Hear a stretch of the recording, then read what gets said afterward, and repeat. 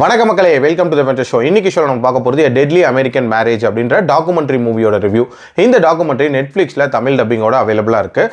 இந்த டாக்குமெண்ட்ரி ஆக்சுவலாக ஜேசன் அப்படின்னு சொல்லப்படுறவரோட இறப்பு கொலையா இல்லை செல்ஃப் டிஃபென்ஸா அப்படின்ற மாதிரியான ஒரு விஷயத்தை டிஸ்கஸ் பண்ணக்கூடிய ஒரு டாக்குமெண்ட்ரி. ஆக்சுவலாக திடீர்னு ஒரு நாள் 911க்கு ஒரு கால் வருது. அந்த காலை பண்ணது வேறு யாரும் இல்லை, ஜேசனோட மாமனாரான தாமஸ்.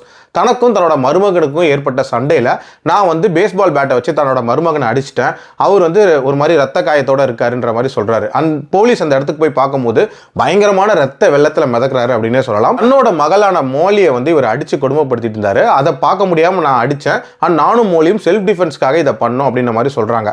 பட் ஜேசனோட சொந்தக்காரங்க இருக்காங்களா, அவங்க இதை முற்றிலும் மறுக்கிறாங்க அப்படின்னே சொல்லலாம். அதாவது ஜேசன் அப்படிப்பட்ட நபரே கிடையாது, இவங்க தான் பிளான் பண்ணி கொலை பண்ணியிருக்காங்க அப்படின்ற மாதிரி சொல்கிறாங்க. ஸோ இந்த ரெண்டு சைட்லையுமே ஒருத்தரும் அவங்களோட பாயிண்ட் ஆஃப் வியூ அந்த டாக்குமெண்ட்ரியில் சொல்லுவாங்க. அண்ட் கடைசியாக தீர்ப்பு எப்படி வந்துச்சு அப்படின்ற மாதிரி சொல்லி முடிச்சிருப்பாங்க. என்னோட முன்னாடி வீடியோக்களே நான் நிறைய வாட்டி மென்ஷன் பண்ண ஒரு விஷயம், அதாவது நெட்ஃப்ளிக்ஸ்லேருந்து ஒரு டாக்குமெண்ட்ரி வருது அப்படின்னா கண்டிப்பாக அது ஒரு ஸ்டாண்டர்டில் இருக்கும் அப்படின்னே சொல்லலாம். அந்த ஸ்டாண்டர்டை கொஞ்சமும் குறையாமல் எடுக்கப்பட்ட ஒரு டாக்குமெண்ட்ரி தான் இது. இன்ஃபேக்ட் இதில் காட்டக்கூடிய அந்த ஃபுட்டேஜஸ், அதாவது ரியல் இன்வெஸ்டிகேஷனை காட்டியிருப்பாங்க. அண்ட் இதோட பார்ட்டிசிபென்ட்ஸ் ஆக்சுவலாக மாலி அண்ட் தாமஸையே பேச வச்சிருப்பாங்க.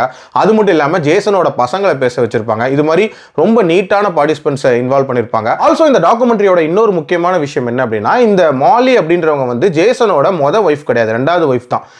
ஒய்ஃபுக்கு பிறந்த 2 பசங்க இருப்பாங்க. ஸோ அந்த பசங்களுக்கும் மாலிக்கும் இருக்கக்கூடிய அந்த பாண்டிங் அண்ட் அந்த மனைவியோட மரணத்தில் இருக்கக்கூடிய நிறைய சந்தேகங்கள் அப்படின்ற மாதிரி நிறைய விஷயங்களை இதில் எழுப்பியிருப்பாங்க. Also Mali and Thomas point of வியூல நடந்த விஷயங்களை ரொம்ப நீட்டாகவே அவங்க சொல்லியிருப்பாங்க. அதே மாதிரி ஆப்போசிட் சைடில் இருக்கிற விஷயங்களும் பார்த்தீங்கன்னா ரொம்ப நீட்டாக டிஸ்கஸ் பண்ணப்பட்டிருக்கும். இன்ஃபேக்ட் இந்த டாக்குமெண்ட்ரியில் இவங்க எந்த ஸ்டாண்டுமே எடுத்திருக்க மாட்டாங்க அப்படின்னே சொல்லலாம். அண்ட் இது எல்லாத்தையுமே 2 மணி நேரத்துக்குள்ள சொல்லி முடிச்சது அப்படின்றதும் ஒரு மிகப்பெரிய பிளஸ்ஸாக தான் பார்க்குறேன். பட் என்னன்னா, இந்த டாக்குமெண்ட்ரியில் நமக்கு ஒரு ப்ராப்பர் கன்க்ளூஷன் அப்படின்றது இருக்காது.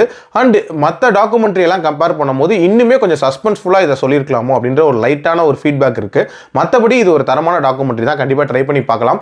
என்னோட ரேட்டிங் இந்த டாக்குமெண்ட்ரிக்கு 3 out of 5. அடல்ட் கண்டென்ட்டை பொறுத்த வரைக்கும் இதில் அந்த மர்டர் சீன்ல வர பிளட் அப்படின்றத லைட்டாக காட்டுவாங்க. மற்றபடி இது பிரச்சனை இல்லை, பார்க்கலாம். மீண்டும் அடுத்த விமர்சனத்தில் சந்திக்கிறேன். நன்றி, வணக்கம்.